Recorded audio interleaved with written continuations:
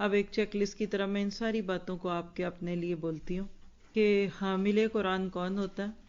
جو عمل کے ارادوں سے پڑھتا ہے اور رکنے والی باتوں سے رکنے کا ارادہ کرتا ہے.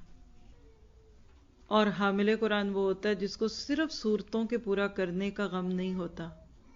اور حامل قرآن وہ ہے جو شرک سے بیزار ہو جاتا ہے، غیر اللہ سے بے نیاز، اور متقی بن جاتا ہے، محسن بن جاتا ہے، متوکل بن جاتا ہے، خاشعین یعنی اللہ کا خشوع آنے لگتا ہے، صابرین میں شامل ہونے لگتا ہے، سچوں میں شمار ہوتا ہے، اس کا اللہ سے ڈرنے والا ہوتا ہے، اللہ سے امید رکھنے والا ہوتا ہے، دنیا سے بے رغبتی اختیار کرنے والا ہوتا ہے، آخرت کی طرف رغبت ہوتی ہے اس کی، گناہوں سے توبہ کرنے والا ہوتا ہے، مسلسل ملنے والی نعمتوں کو پہچانتا ہے، پھر اس کا شکر ادا کرنے والوں میں ہوتا ہے، پھر قرآن کو پڑھتے ہوئے اللہ کی عظمت کو محسوس کرتا ہے، پھر جب قرآن کی تلاوت کرتا ہے تو اس وقت اس کو سمجھ بھی رہا ہوتا ہے. اور حامل قرآن وہ ہوتا ہے جس کو اپنی خواہشوں پہ غلبہ حاصل ہوتا ہے. خواہشیں اس کے سر پہ نہیں سوار ہوتی، وہ خواہشوں پہ سوار ہوتا ہے. اور حامل قرآن اللہ کی راہ میں ویسی محنت کرتا ہے جیسی محنت کا حق ہے، یعنی ایسا جہاد کرتا ہے جیسا جہاد کرنے کا حق ہوتا ہے. اور حامل قرآن اپنی زبان کی حفاظت کرتا ہے، اور اپنی نگاہوں کی حفاظت کرتا ہے، اور اپنی شرمگاہ کی حفاظت کرتا ہے، اور اللہ سے ایسی حیا کرتا ہے جیسی حیا کرنے کا حق ہوتا ہے. اور حامل قرآن اپنے عیبوں کی طرف توجہ رکھتا ہے، بگاڑ کی بجائے اصلاح کی کوششیں کرتا ہے. اور حامل قرآن اپنے نفس کا محاسبہ کرتا ہے. اور حامل قرآن واپسی کے سامان کو تیار کر رہا ہوتا ہے، زاد راہ کی تیاری. اور حامل قرآن اللہ کے فیصلوں سے راضی ہوتا ہے. اور حامل قرآن اللہ پر پختہ یقین رکھنے والا ہوتا ہے، اور قرآن کے ڈراووں سے ڈرنے والا ہوتا ہے، اور ذکر اللہ میں مشغول ہونے والا ہوتا ہے. حامل قرآن اس سے محبت کرتا ہے جس سے اللہ محبت کرتے ہیں، اور اس سے بغض رکھتا ہے جس سے اللہ بغض رکھتے ہیں. اور حامل قرآن اللہ کے دین کے لیے بڑا خیر خواہ ہوتا ہے، اور اس کے عمل خالص اللہ کے لیے ہوتے ہیں.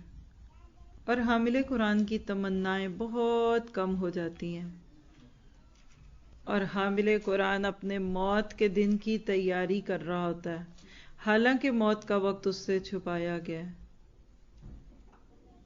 اور حامل قرآن اپنی قبر کو آباد کرنے کی تیاریوں میں ہوتا ہے، حساب کے دن کھڑے ہونے اور اس کی سختی پہ غور و فکر کرتا رہتا ہے.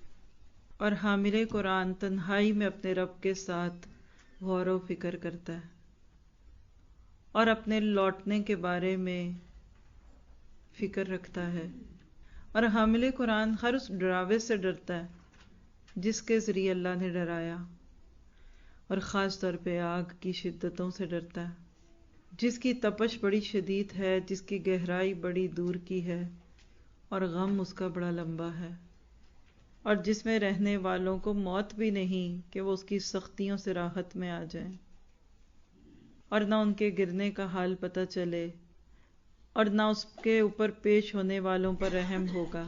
ایسی جہنم سے حامل قرآن بہت ڈرتا ہے کہ جس کا کھانا زقوم کا اور جس کا پینا کھولتا ہوا پانی ہے، کہ جس میں کھالیں گل گل کے گریں گی اور دوبارہ کھالیں دی جائیں گی. حامل قرآن ایسا نہیں ہوتا کہ اس وقت شرمندہ ہو جب شرمندہ ہونے کا کوئی فائدہ ہی نہ ہو. اور حامل قرآن ان لوگوں میں سے بھی نہیں کہ جو وہاں اللہ کے حق میں کمی بیشی پر غم کے مارے اپنے ہاتھ چبانے لگے، اور نہ وہاں کھڑا ہو کر یہ کہنے والا کہ کاش میں نے اپنی اس اگلی دنیا کے لیے کچھ بھیجا ہوتا. اور نہ حامل قرآن یہ کہنے والوں میں ہے کہ ایک بار مجھے واپس بھیج دیا جائے تو وہ عمل کر لوں جو چھوڑے ہوئے تھے. اور نہ حامل قرآن کو اپنے نام اعمال کو دیکھ کر حسرت اور حیرت ہوگی کہ یہاں تو ہر چھوٹی بڑی لکھی ہوئی ہے، اور نہ حامل قرآن اپنی دوستیوں پہ شرمندہ ہوتا ہے کہ کاش میں اس کو دوست نہ بناتا یا بناتی تاکہ میں آج ہدایت پہ ہوتی۔ اور خاص طور پہ وہ شخص جو قرآن کو تھام لیتا ہے نا، وہ اس ہر برے انجام سے بچ جاتا ہے جس کا تذکرہ قرآن میں ہے۔ اب آپ نے، میں نے اس چیک لسٹ کو اپنے لیے خود بنانا ہے۔ آپ سب کا کام کیا ہے؟ خود اپنے ہاتھ سے ایک بک مارک کی صورت میں اس کو لکھیں۔ ہینڈ سے بات تو سمجھ آئی جاتی ہے نا، اور اس کو اپنے اس قرآن میں رکھیے، بلکہ جو آپ کا پارہ چل رہا ہوتا ہے نا ڈیلی، جو بھی کلاس میں آپ آتے ہیں، اس پارے میں ایسا بک مارک رکھیں، اور جب کلاس میں بیٹھیں اس سے پہلے ایک دفعہ اس کو پڑھ لیں۔ فائدہ ہوگا اس سے، محاسبہ ہے نا۔ اگر آپ اور میں اس کو اپنی ذات پہ لے آئیں تو ہمارے چہروں سے پتہ چلے گا کہ ہم اہل القرآن ہے اور حامل القرآن ہے۔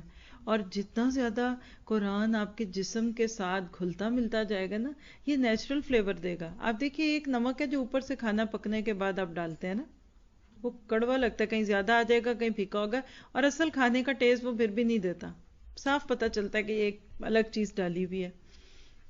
لیکن جو کھانا پکنے کے دوران نمک ڈلتا ہے اور جو کچھ بھی ڈلتا ہے اس سے ٹیسٹ ڈیولپ ہوتا ہے۔